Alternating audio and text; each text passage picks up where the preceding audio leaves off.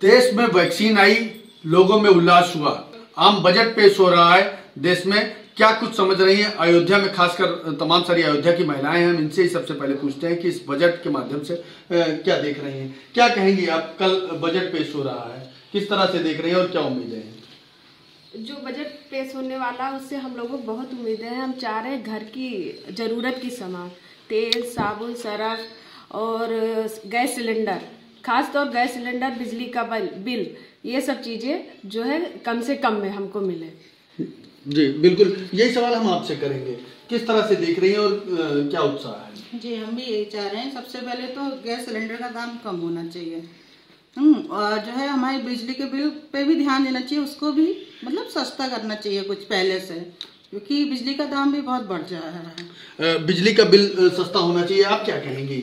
हम लोग जैसे कि कॉलेज वगैरह के स्टूडेंट हैं, तो हम लोग कॉलेज जाते हैं, मतलब उस कोरोना की वजह से हम लोग जा नहीं पा रहे हैं कॉलेज वगैरह, तो हम लोग को उसमें भी छूट देना चाहिए। एजुकेशन में फ़ीस कम करनी चाहिए हम लोगों की। फिर ऑनलाइन हम लोग पढ़ रहे हैं तो इस वजह से फ़ीस वगैरह कम करनी चाहिए।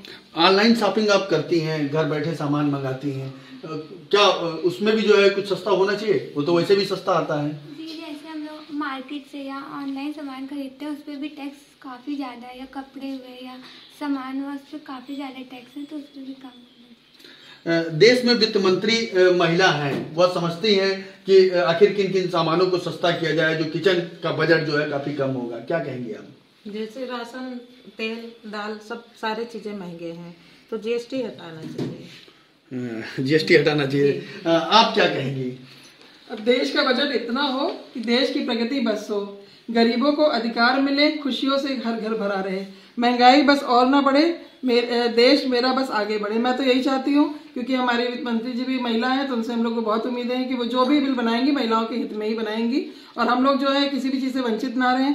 टैक्स थोड़ा कम कर दें, जिससे कि हम लोगों के जो घर में किचन में सामान है उस पर असर ना पड़े, क्योंकि अगर इधर उधर हम लोग टैक्स देंगे तो उसका असर सीधे हमारी रसोई पे पड़ेगा, जो हम महिलाएं तो नहीं चाहते हैं, सबके स्वास्थ्य को देखते हुए। और बाकी दवाइयों पे थोड़ा सा ध्यान दे सरकार, क्योंकि दवाइयों की समय बहुत ज़्यादा आवश्यकता है। दवाइयाँ हैं, ट्रेवल्स है और एजुकेशन बच्चों की है, उस पर टैक्स थोड़ा कम कर देना चाहिए। मैं तो सरकार से यही चाहूँगी, और बड़ी उम्मीदें भी हैं कि अब क्या बहुत उम्मीदें से हम लोग देख रहे हैं बजट को, हमारे हित में ही होगा, ऐसी आशा करते हैं। चाहे बिल्कुल, वो तमाम सारी उम्मीदें हैं जिनमें घर का बजट कम हो, पॉकेट खर्च जो है उसमें भी काफी कमी है, और यही उम्मीदें सिर्फ अयोध्या ही नहीं बल्कि पूरी देश और दुनिया की जो गृहस्थ महिलाएं हैं वह देख रही हैं। 1 फरवरी 2021 को वित्त मंत्री निर्मला सीतारमण 2021 का बजट पेश करेंगी। ये बजट सबसे चुनौतियों भरा होगा। आज़ादी से लेकर अब तक ये बजट सबसे चुनौतियों भरा होगा। ये इसलिए कहा जा रहा है क्योंकि कोरोना महामारी को लेकर भारत देश की अर्थव्यवस्था काफ़ी टूट गई। इस बजट में लोग बताते हैं कि रेलवे, किसान लोन, होम लोन, मेडिकल और टेलीकॉम, जिससे गांव में एक एक बच्चे को इंटरनेट से जोड़ा जा सके। ये भारत सरकार जो 2021 का बजट आने वाला है, इससे मुझे बहुत सारी उम्मीदें हैं और बहुत सारे प्रतिक्रिया हैं इसमें। जैसे हमारे हम महिलाएं हैं, इसमें किचन का सामान है, घरेलू सामान है, बहुत सारे ऐसे सामान हैं जिसका मैं ये देखना चाहती हूँ कि बजट कैसा आ रहा है महिलाओं के लिए। और ये मुझे उम्मीद है कि भारत सरकार बजट महिलाओं के लिए भी और अन्य चीज़ों के लिए, अन्य सामानों के लिए बहुत ही अच्छा बजट लाएगी। जहां मेरे साथ में यहाँ पर कुछ घरेलू महिलाएं और व्यापारी लोग हैं, जिनसे आज न्यूज़ 1 इंडिया खास बातचीत करेगी और जानेगी कि इस साल का बजट कैसा होना चाहिए। बिल्कुल मैम, आपका क्या नाम है? मैं डॉक्टर पद्मा त्रिपाठी हूँ, और मैं बजट में अपेक्षा करती हूँ कि जो हमारी महिला कामगार हैं, जो कोरोना काल में जिनका काम छूट गया था या जिनको निकाल दिया गया था, उनके लिए सरकार बहुत सहानुभूतिपूर्वक विचार करे इस बजट के माध्यम से। दूसरी चीज़ है कि बालिकाएं किसी भी तरीके से शिक्षा में पीछे न रहने पाएँ, आर्थिक कारणों से या सुरक्षा के कारणों से। उनको बजट में पूरी तरह से प्राथमिकता दी जाए कि उनको सुरक्षात्मक दृष्टिकोण से और उनके अर्थ के हिसाब से कि फीस कम रखी जाए, प्रशिक्षण केंद्र बढ़ाए जाएं, जिससे हमारी बालिकाएं आर्थिक रूप से मजबूती ले सकें। क्योंकि आप एक टीचर हैं तो किस तरीके से देखती हैं आप इस चीज़ को? मेरा तो यही मानना है कि मुख्य रूप से मैं शिक्षक हूँ और शिक्षक के नाते मैं चाहती हूँ कि हमारी जो युवा पीढ़ी है, जिसमें बालिकाएं विशेष तौर पर, वो कहीं से भी शैक्षणिक रूप से अशक्त ना रहें, क्योंकि जब वो अपने अधिकारों को नहीं जानेंगी, जब वो अपने होने वाले प्रताड़ना का प्रतिकार करना नहीं सीखेंगी, तो ऐसा बजट महिला विरोधी ही माना जाएगा। तो मेरा तो यही मानना है कि जितना हो सके सरकार को इस बात पर प्रयास करना चाहिए कि शिक्षा के क्षेत्र में लड़कियां और महिलाएं आगे निकल करके अपने आप को मजबूती दे सकें। बजट होना चाहिए। मैं एक गृहिणी के नाते कहूँगी कि इतना ज़्यादा आप बजट में ये सिलेंडर अभी इतना महंगा कर दिया है, और दाल चावल है और भी अन्य चीज़ें हैं, ऊपर से ये टैक्स हैं, बिजली के बिल हैं, ये कोरोना काल में मतलब कम उपयोग के अलावा इतना ज़्यादा बिल दिया गए हैं, और हाउस टैक्स पर ईयर बढ़ाए जाते हैं। तो इन सबको योगी जी को सोचना चाहिए कि सामान्यतः एक गृहिणी चला सके, एक चीज़ की पूर्ति करती है तो दूसरी चीज़ अधूरी रह जाती है, चाहे बच्चों की शिक्षा को लेके हो, चाहे कोई प्रॉब्लम हो, या एक ये स्वास्थ्य के प्रति हो, तो उसमें काफ़ी कुछ अधूरापन रह जाता है। मैं चूँकि शिक्षा के क्षेत्र से बहुत समय से जुड़ी हुई हूँ और मैं मानती हूँ कि शिक्षा एक शक्तिशाली देश का महत्वपूर्ण स्तंभ है। तो चूँकि इस बजट पे पूरे देश की नज़रें टिकी हुई हैं, तो मेरा ये उम्मीद है कि शिक्षा को लेकर के कुछ नए बेहतरीन स्तंभ इसमें खड़े किए जाएँ। देखा जाए तो अभी कुछ टाइम पहले जो न्यू एजुकेशन पॉलिसी आई थी, तो उस पॉलिसीज़ पे इस बजट में कितना काम किया जाएगा ये सबसे महत्वपूर्ण है। दूसरा, मैं ये उम्मीद रखती हूँ कि इस देश के जितने भी सरकारी स्कूल और महाविद्यालय हैं उन पे बहुत ही अच्छे तरीके से काम किया जाए, ताकि इस देश का छोटे से छोटा वर्ग ही नहीं बल्कि बड़े से बड़ा वर्ग भी अपने बच्चों को सरकारी स्कूलों में पढ़ाए।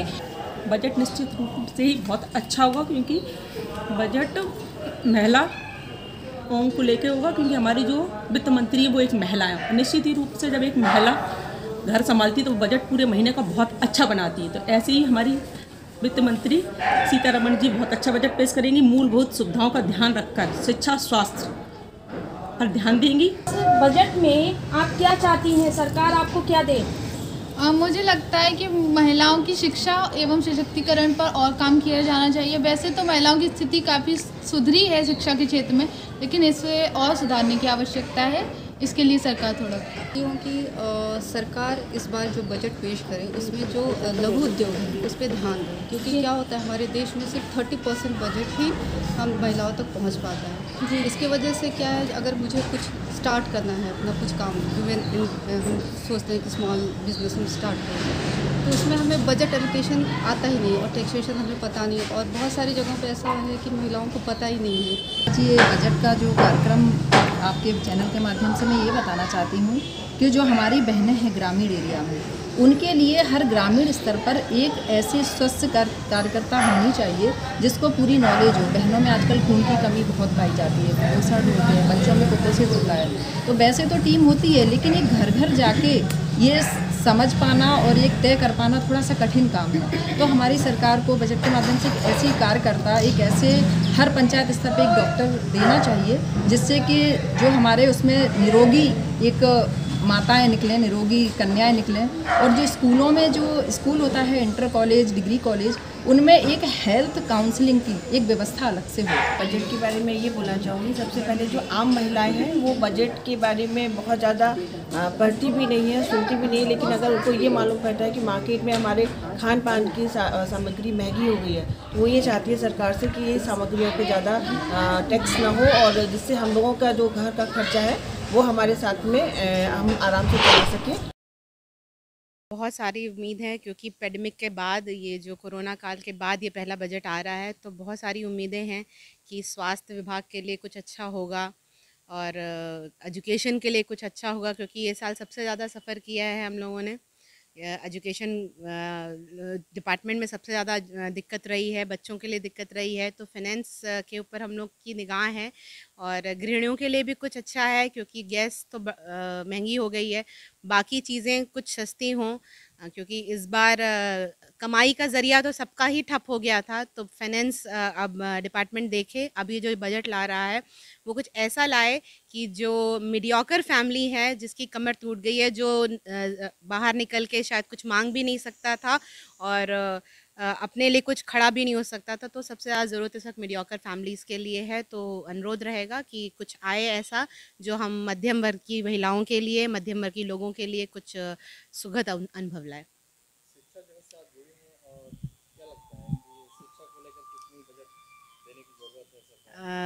बजट बढ़ाना चाहिए, क्योंकि इस बार सबसे बुरी स्थिति हमारी रही। लोगों का कहना भले ही अलग रहा, मगर हम लोग तो रहे हैं, हम लोगों ने तो डे टू डे देखा है वहाँ पे। तो फ़ीस तो शायद 10 से 20% या मैक्सिमम 30% उतरी है किसी भी स्कूलों में। और टीचर्स की स्थितियाँ बहुत बुरी हैं, क्योंकि टीचर्स इस वक्त जॉबलेस हैं। और बहुत सारे ऐसे टीचर्स हैं जो ऑलरेडी हमसे बात करते रहते हैं, और हम लोग बातचीत में रहते हैं तो पता चलता है कि ऑलरेडी वो डिप्रेशन में जा चुके हैं।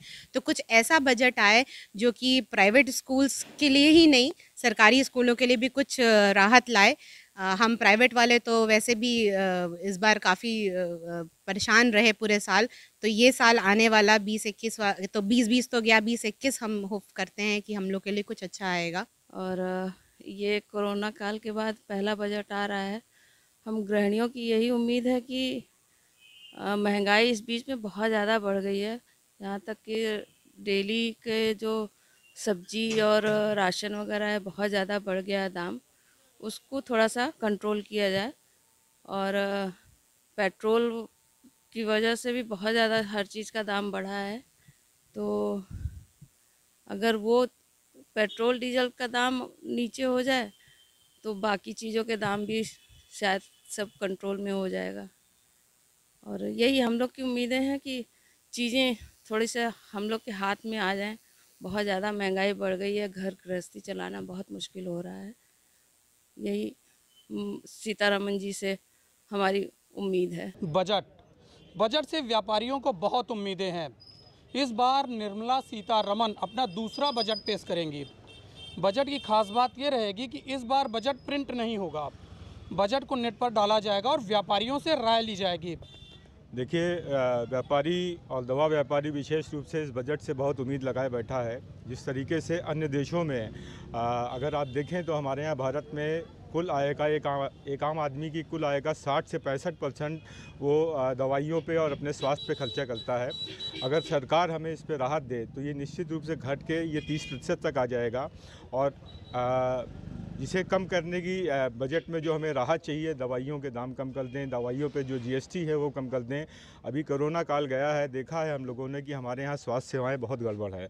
और अन्य देशों की अपेक्षा में अगर आप चाइना से कंपेयर करें या स्पेन से कंपेयर करें, जहाँ स्वास्थ्य सुविधाएँ बहुत अच्छी हैं, अभी हमारे यहाँ वेंटिलेटर नहीं थे, दवाइयों की कोई सुविधाएँ नहीं थी, क्योंकि वेंटिलेटर्स के दाम इतने ज़्यादा हैं और आदमी अफोर्ड भी नहीं कर पाता। और किसी को भी नहीं मालूम था कि इस कोरोना काल में वेंटिलेटर की इतनी आवश्यकता होगी। तो मेरा ये कहना है कि एक तो हम स्वास्थ्य में विशेष रूप से सरकार को राहत देनी चाहिए।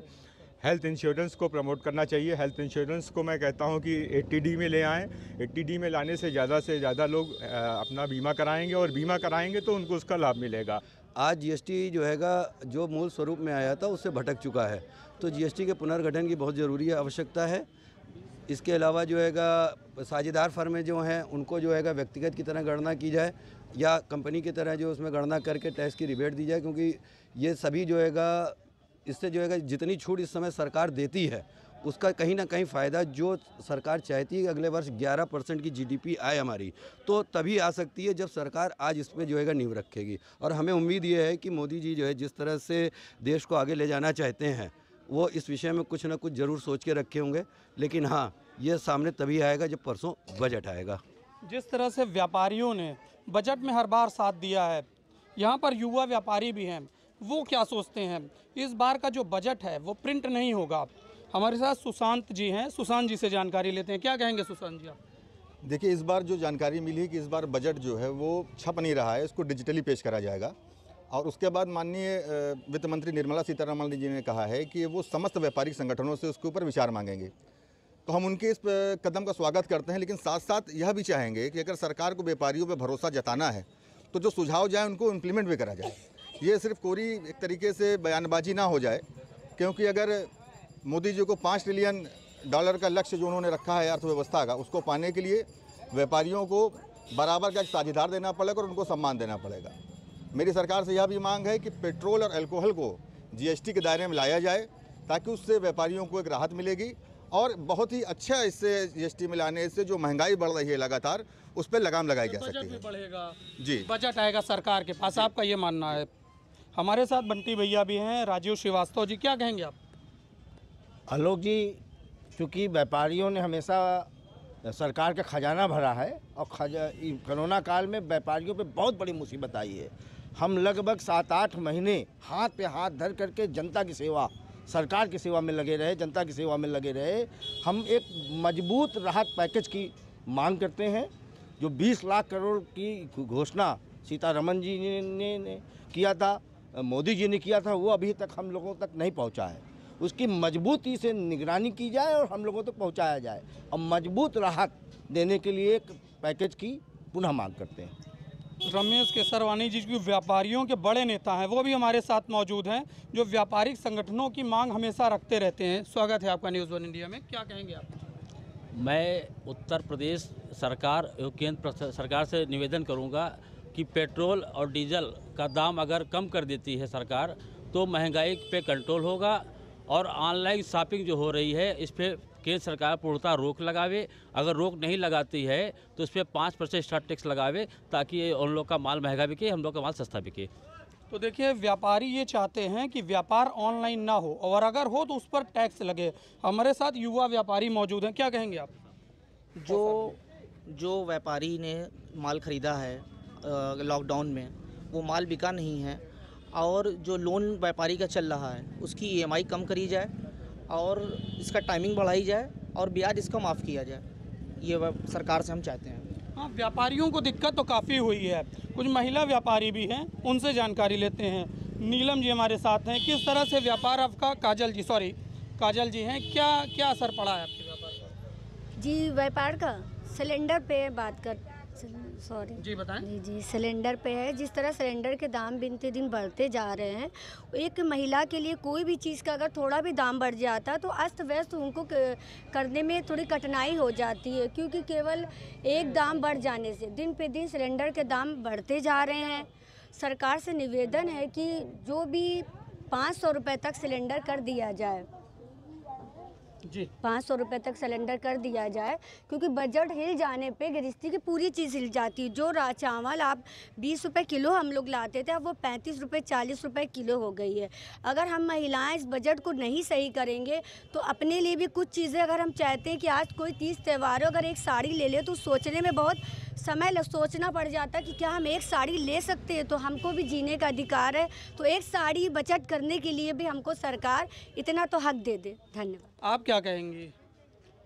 हम यही कहना चाहते हैं कि जो इस समय गैस पे उठ रहा है, तो ये गैस को बिल्कुल एकदम 500 से ज़्यादा होना नहीं चाहिए। और किस लिए हमको बच्चों के लिए भी सोचना पड़ता है कि अगर ऐसी महंगाइयाँ होती रहेंगी तो हम बच्चों की ख्वाहिश कहाँ से पूरी कर पाएंगे। हमारे साथ अबरार हैं, जो कि युवा व्यापारी हैं, क्या कहेंगे आप? देखिए, मैं तो सबसे पहले सरकार से मांग करता हूँ, वित्त मंत्री से, कि जो कदम उठाएं उसको जनता के हित में उठाएं, और जो वेंडर स्कीम चलाए भी आयुष्मान योजना, जो फुटपाथ पर लगाते ठेला बेचारे, उनको सरल करें। और GST जो लागू किया है, जो इतनी ज़्यादा बढ़ गई है, उसको भी सरल करते, ताकि हर आम आदमी उसको GST पैसा दे और सरकार का खजाना भरे। जब ये आम हो जाएगा तो हर आदमी GST लेगा और इससे सरकार का खजाना बढ़ेगा, हमारा देश आगे बढ़ेगा। तो मैं मांग करता हूँ माननीय वित्त मंत्री जी से कि जनता का ख्याल रखते हुए, कोरोना काल में जो महंगाई बढ़ी है, जो बेकारी बढ़ी है, उसको देखते हुए बजट ऐसा पेश करें जिससे हर आम आदमी खुश रहे।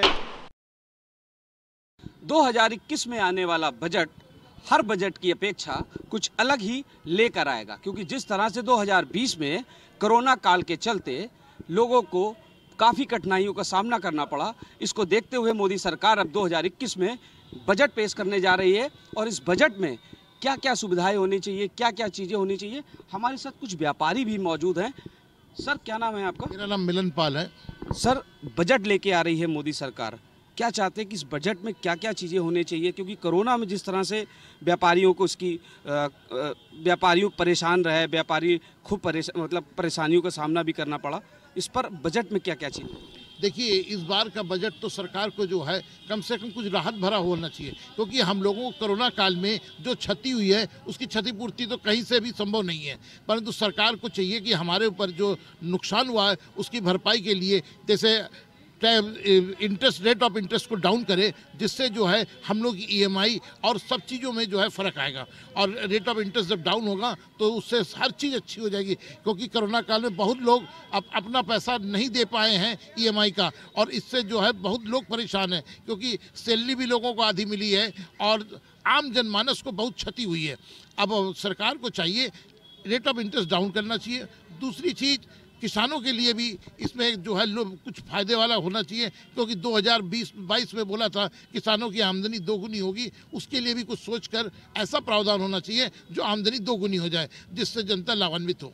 रेट ऑफ इंटरेस्ट डाउन होना चाहिए जिससे व्यापारियों को फ़ायदा मिल सके। कुछ और व्यापारी, सर 2021 में मोदी सरकार बजट ला रही है, क्या क्या अपेक्षाएँ हैं आम लोगों को, और क्या क्या चीज़ होनी चाहिए? देखिए, 2020 कोरोना काल में निपट गया, पूरा कार्यकाल कोरोना में व्यापारी मर गया, ना उसका कोई व्यापार रहा, ना उसके काम करने जीने का कोई साधन रहा। सरकार ने कोई राहत नहीं दी। हम लोग 2021 के बजट में ये चाहते हैं कि सरकार द्वारा व्यापारियों को, किसानों को राहत देने का काम करे, उनको सब्सिडी दे। यहाँ तक है नौजवानों की बात, सरकार कुछ रोजगार भी संचय करे, ताकि जो इस कोरोना काल में नौजवान बेरोजगार हो गया उसको रोजगार मिले, ताकि वो अपनी जीवन यापन कर सके।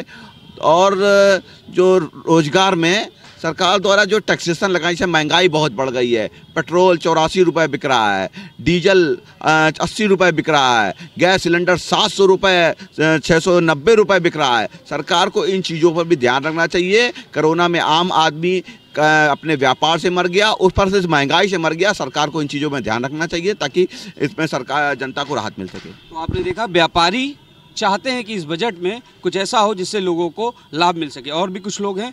सर, बजट पेश कर रही है मोदी सरकार, क्या क्या चीज़ें चाहते हैं कि उस बजट में हो जिससे आम लोगों को फ़ायदा मिले, व्यापारियों को फ़ायदा मिले? आप भी एक व्यापारी। हम सरकार से अनुरोध करते हैं ये कि जो व्यापारी हैं, हमारे व्यापारी भाई, उनको काफ़ी कोरोना काल में नुकसान उन्होंने उठाया हैगा। कई दुकानदारों ने ऐसा हुआ आत्महत्या करने पर भी मजबूर हो गए, क्योंकि उनका आमदनी का कोई साधन नहीं था। उनके यहाँ जो नौकरी कर रहे थे बेचारे गरीब तबके के लोग, जो उनके यहाँ सर्विस कर रहे थे, वो भी बेचारे भूख से और उससे परेशान रहे, उनके परिवार चलाना भारी हो गया। हम ये चाहते हैं, सरकार से उम्मीद करते हैं कि सरकार इस ओर विशेष ध्यान दे, ताकि कोई ऐसा पेश करे बजट जो सबके लिए लुभावन हो, सबकी उसमें मदद हो सके ज़्यादा से ज़्यादा। इसी के लिए हम लोग सब प्रार्थना कर रहे हैं सरकार से, माननीय मोदी जी से, कि ऐसा बजट लाएं कि यहाँ पे सबके लिए अच्छा और शुभ हो। तो आपने देखा, ये व्यापारी थे। अब जो कुछ नौजवान क्या सोचता है बजट के बारे में, नौजवान क्या चाहता है मोदी सरकार से, हम लोग बात करेंगे। आप छात्र हैं और मोदी सरकार बजट पेश करने जा रही है।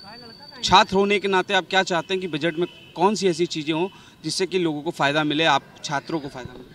सरकार को छात्रों के लिए रोज़गार देना चाहिए और उनके लिए कुछ ना कुछ सोचना चाहिए कि किस तरीके से छात्र को नौकरियां मिले, क्योंकि कोरोना काल में जैसे कि छात्रों को मतलब रोज़गार नहीं मिल पाया है और नौकरियां भी काफ़ी लोगों की हट गई है।